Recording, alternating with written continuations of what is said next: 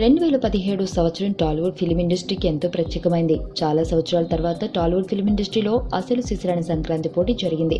ఇండస్ట్రీకి చెందిన ఇద్దరు టాప్ హీరోలు బాలకృష్ణ, చిరంజీవులు నటించిన చిత్రాలు రిలీజ్ అయ్యి భారీ విజయాన్ని అందుకున్నాయి. అలాగే వివాదాలు సైతం ఈ సంవత్సరం ఎక్కువగానే ఉండే అవకాశం ఉందని అంటున్నారు.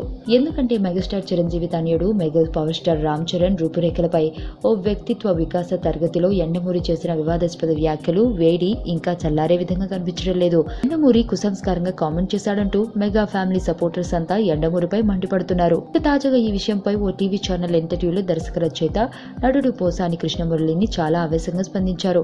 మెగాస్టార్ ఫ్యామిలీ చాలా మంచిది కాబట్టి వదిలేశారు, అదే నేను అయితే ఊరుకునేవాడిని కాదంటూ ఎండమూరిపై కామెంట్ చేయడం జరిగింది. అయితే ఈ ఎపిసోడ్ మళ్లీ మొదటికి వచ్చింది. ఎండమూరి ఓ టీవీ ఛానల్లో పోసానిపై కామెంట్ చేశారని న్యూస్ మీడియాలో హల్చల్ చేస్తుంది. పోసాని కామెంట్స్ తో తనకు సంబంధం లేదని, పాజిటివ్ గా ఆలోచించే వాళ్ళకి ఇది సమస్య కాదని కావాలని దీన్ని ఇష్యూ చేస్తున్నారని చెప్పుకొచ్చారు. దీంతో పోసానికి ఎండమూరి ఇండైరెక్ట్ గా కామెంట్ ఇచ్చారని అంటున్నారు. మొత్తంగా ఈ వ్యవహారం రోజుకో మలుపు తిరుగుతూ ఉండటంతో దీనికి ఎప్పుడు ఎండింగ్ ఉంటుందనేది ఎవరూ ఊహించలేకపోతున్నారు.